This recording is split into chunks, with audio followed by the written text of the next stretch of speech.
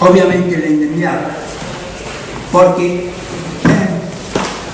¿cómo es posible que se apliquen los derechos civiles, los principios de derecho civil para un trabajador que está protegido constitucionalmente por la cláusula del 14 bis y que no está, y que sus derechos son por definición irrenunciables? Esta irrenunciabilidad está en el artículo 14 bis, esta irrenunciabilidad está en la ley y además es la propia de todos los derechos laborales. Esto implica condenar a la indemnización que se pueda reclamar a una posibilidad de renuncia, lo cual está absolutamente prohibido. Bueno, quedo a disposición de los presentes y de los instantes para cualquier pregunta. Vamos pensando, yo voy a aprovechar la compañía para plantearle quizás una prolongación de su exposición. Usted comenzó planteando algo que es difícil de entender cuando no se profundiza, pero muy rico y sugerente, que el deber de indemnidad correspondía a una garantía. Eso me hace recordar que Peretti Griva hace mucho tiempo, cuando hablaba del deber de seguridad en los contratos, hablaba de la garantía de impunidad. Esto naturalmente conduce a la problemática de que la obligación es una obligación de resultado, responde a la temática de la responsabilidad definitiva y la circunscribió fundamentalmente la interpretación del artículo 62. ¿Encuentra alguna otra fundamentación dentro de la ley de contratos de trabajo en el aspecto normativo para esa línea de opinión?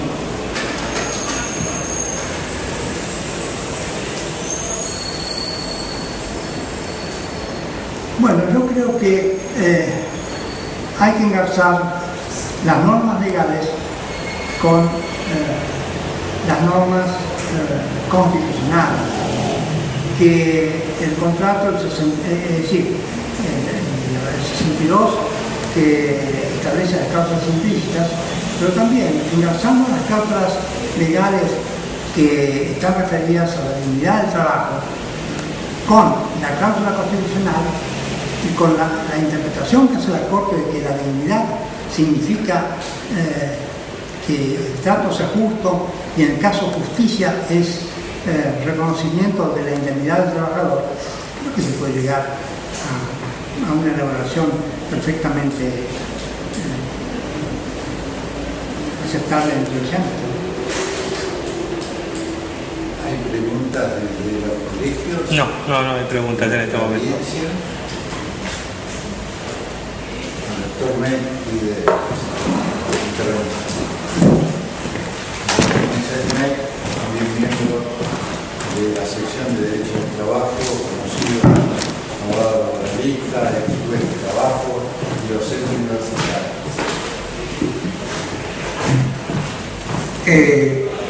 Tanto el doctor Fernández Madrid como Cornaglia han trabajado desde mucho tiempo atrás, originariamente el problema del principio de indemnidad. Y lo interesante es el aporte posterior de Cornaglia vinculando o enlazando la indemnidad a la progresividad, al principio de progresividad.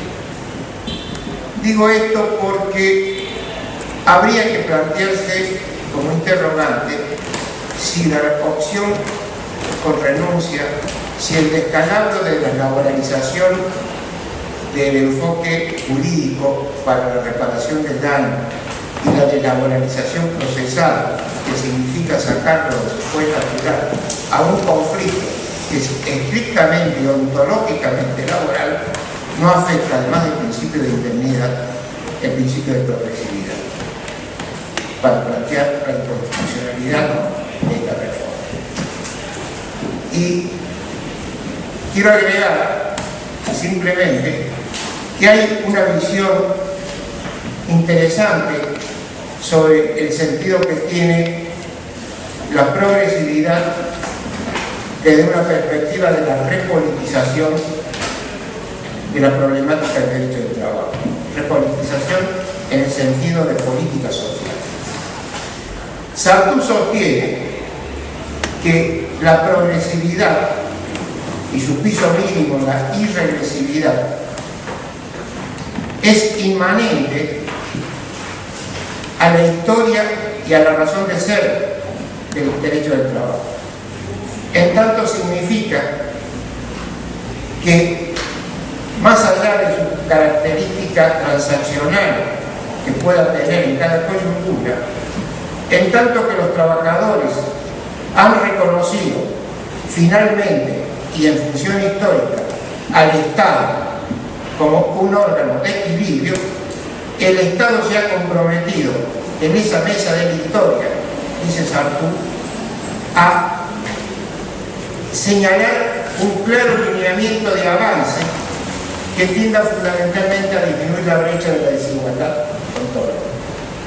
Y esta es la explicación filosófica e histórica del principio de progresividad.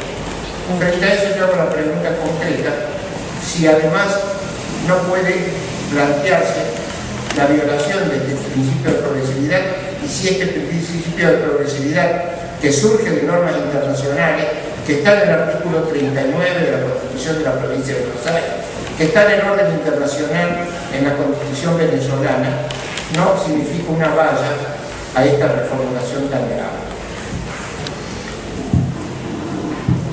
Yo quiero, en primer lugar, señalar que el principio de progresividad es aplicado usualmente en el Tribunal Quintero,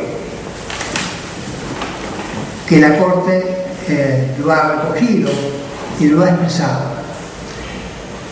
No sé si en concreto bastaría como solo fundamento para justificar una inconstitucionalidad. Yo lo plantearía distinto, es decir, la progresividad significa no regresividad, por lo menos. Es decir, no puede originar una acción, pero sí es un detente a las normas prohibitivas, y en ese sentido creo que los jueces tenemos la facultad de actuar aún de oficio para impedir que una norma regresiva tenga andamiento. De acuerdo al derecho internacional, de acuerdo a los pactos y a la aplicación que de ellos hace la Corte Suprema, el principio es invocable, y obviamente una norma como el artículo 4 de la ley nueva, o vieja nueva, no sería aceptable. Esa valla tendría que caer.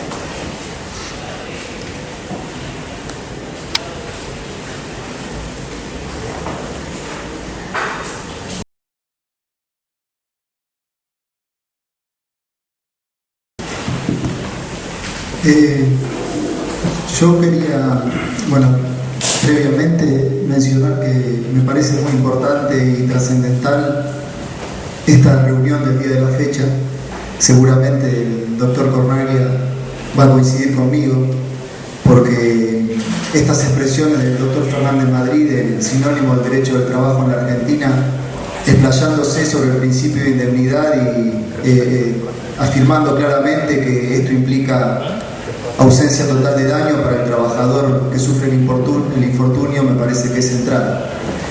Y quería hacer una pregunta al doctor Fernández Madrid. Él mencionó al principio de iura non incuria, y yo quería preguntarle al doctor Fernández Madrid cómo opera este principio, y si en función del principio de iura non incuria, que manda a los jueces aplicar el derecho correcto, se podría, frente a una acción que procura la reparación plena, es decir, una demanda donde el actor está peticionando la reparación plena, sí cabría que el tribunal otorgue esta reparación plena en función de la declaración de inconstitucionalidad de la tarifa. No sé si es clara la pregunta. A mí me parece que es posible. El tribunal tiene que por partes. En el juicio se tiene que probar cuál es la medida del daño. Si se prueba que el daño es mayor que la tarifa, creo que hay que hacer lugar a lo que se reclama dentro del sistema. Si esto es sistémico, no está impedido por la disposición del artículo 4 de la ley. Luca Dios ha tratado el tema y en Luca Dios se establece una indemnización dentro del sistema, dejando de lado la tarifa. Esto quiere decir que la Corte ya lo ha puesto en práctica y que es conveniente afirmarlo con relación directa a la proyección que tiene la ley y la posibilidad de aplicarlo, porque de alguna manera Luca Dios ha quedado escondido, no aparece como visible.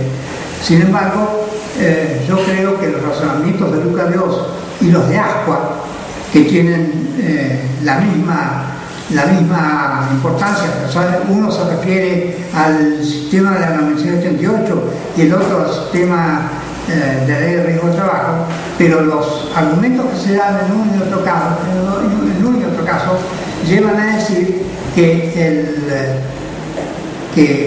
la indemnización que debe darse es la indemnización plena, total. Y en realidad todo esto se afirma por la Corte en el caso Aroste. Cuando se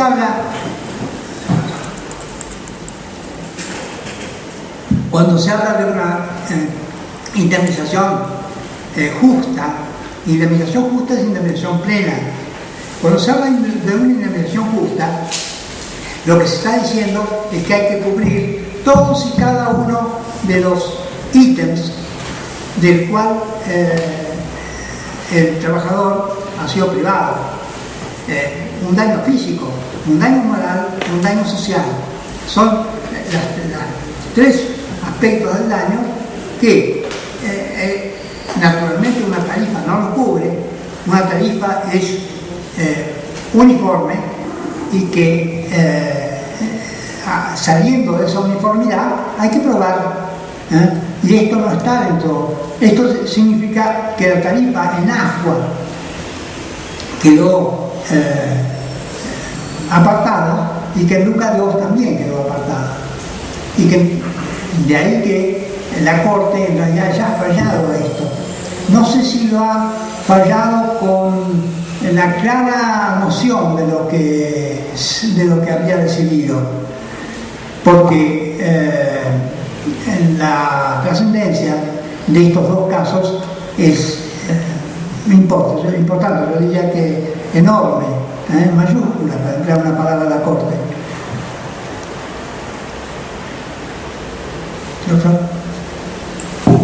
Chávez. Sí, quería preguntar si el principio de indemnidad es compatible con los daños punitivos. ¿Por qué pregunto esto? Los abogados que diariamente litigamos y vemos los dislates que se cometen en las comisiones médicas, mutilando a los trabajadores muchas veces, otras veces por ausencias o prolongaciones de los trámites administrativos, llegan a perder órganos vitales por el tiempo transcurrido. Hemos tenido nosotros sentencias por esto. Vemos que estas inconductas de las prestadoras de las ART son frecuentes. Ahora bien, se sancionó la ley de defensa del consumidor y establece los daños punitivos, y esta sería una relación de consumo. Mi pregunta concreta: ¿es compatible los daños punitivos en favor del trabajador con el principio de indemnidad? Bueno, el principio de indemnidad es abarcativo. En principio, yo le diría que cuando dije todos los años, digo todos los años. Lo que usted pregunta es sugerente, pero yo creo que no cabe una respuesta concreta dentro de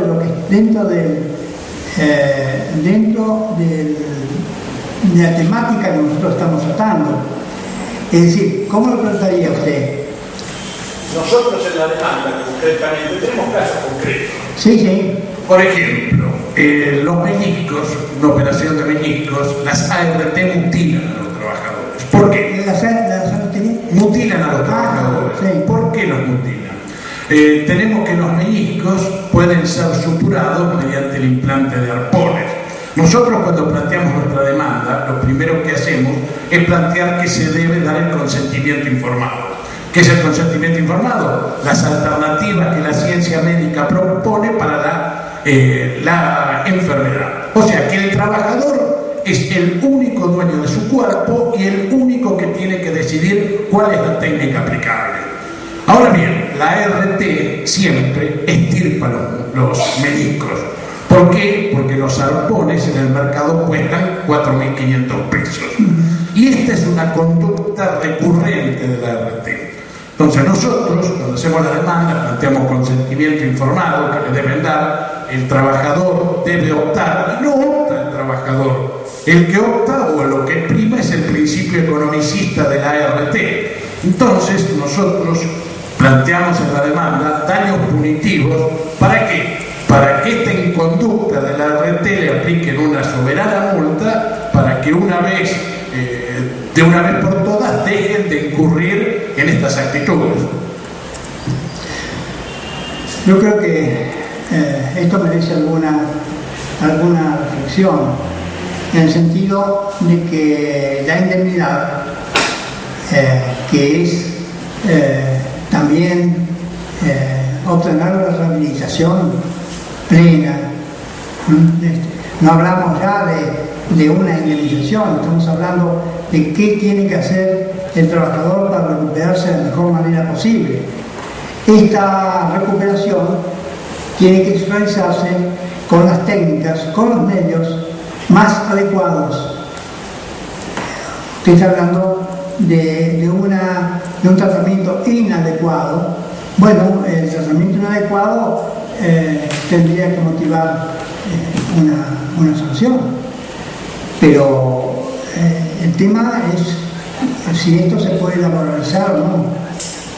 Yo creo que hay acción, hay derecho, y que sería difícil encauzarlo dentro del tratamiento que le da la ley.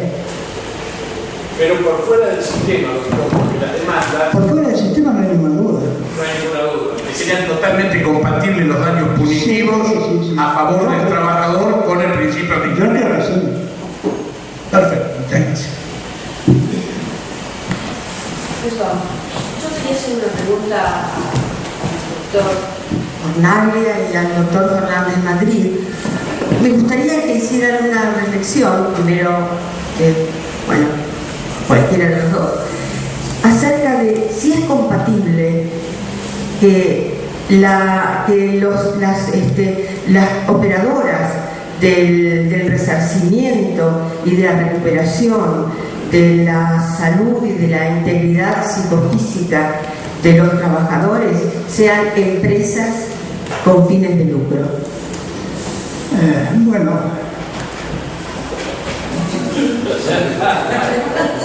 y bueno, es la pregunta. Yo siempre, perdón, yo les quiero contar algo ustedes saben que yo soy la esposa de Fernández Madrid, y yo siempre le decía, nosotros teníamos acá con México y con el doctor Cornaglia el recuerdo de congresos que hicimos desde la Fundación Altos Estudios Sociales en la época en que se estaba por cambiar todo el sistema previsional y el sistema de la indemnización de los riesgos de trabajo. Y yo después de tanta lucha, tanta conferencia de gente ilustre, igual el gobierno de esa época consiguió la sanción de las leyes. Y yo siempre le decía, mira, querido, yo te digo que de un día para el otro, yo a las AFJP las elimino. Y efectivamente así sucedió, porque no había nada desde el punto de vista jurídico y de la responsabilidad que lo impidiera. Ahora, ¿qué pasa con las ART? Bueno, perdón. Deben seguir el diálogo familiar. No, la pregunta no estaba hecha antes. Yo creo que hay que partir del artículo 14 bis. La seguridad social debe ser integral y renunciable. Esto integral, es decir, todas las circunstancias de vida que tengan que remediarse, y que además esto tiene que dar el Estado. El engendro que se ha originado con la ley del año 95, ¿era? 2457. Desde el año 95 es propio del momento que vivía el país, es propio de las nacionalizaciones, es propio de la privatización de la seguridad social. Se dictaron las normas para el CFJP, se dictaron las normas para las ART. Unas quedaron en camino, las otras han recobrado nuevo vigor desde la reforma del 2012. Me parece que este sistema debe ser modificado porque las observaciones que hizo el doctor acerca del deficiente tratamiento de las dolencias está vinculado con todo el manejo de la salud, que es realmente malo, y que llegando al tribunal, en lo que se ve llegando al tribunal, se advierte las deficiencias notorias del sistema. Por ejemplo, apartándome de los ejemplos del doctor, pero dando un propio, la ART se aduce que no puede entrar a las villas de emergencia y subcontrata los servicios de salud, y los servicios de salud que subcontrata le dicen no, ahí no vamos. Como hay una cláusula de la ley que dice que están obligados a prestar el servicio, si no prestan, si no acuden a atender al enfermo, donde quiera que fuera, tienen responsabilidad. En estos casos, la ART tiene que acudir a la Superintendencia de Riesgos, denunciar el hecho y solamente entonces se verá a la Superintendencia qué medida adopta, qué medida toma. En este caso se estableció la responsabilidad de la ART por el incumplimiento de una obligación ahora legal y que revela que el sistema no funciona como debe ser, ¿no? En síntesis, respondiéndote, creo que hay que estatizar el régimen, creo que es una obligación que le corresponde al Estado y que no basta con que se supervise a través de la superintendencia. Recuerdo un voto de la doctora Argibay en disidencia, donde habla de que la indemnización tiene que responder a una ecuación económica financiera del seguro. contra todo lo que dice la mayoría de la Corte, contra todo lo que pueden decir los tratados internacionales, contra todo lo que se puede afirmar, hay una opinión, y una opinión de trascendencia, que dice, no, esto que es morte indemnizatorio hay que sujetarlo a ecuación económica financiera, y esto no es aceptable por todo lo que hemos dicho, porque la indemnización, lo que tiene la indemnización o el tratamiento, lo que tiene que atender es a las necesidades y a las circunstancias personales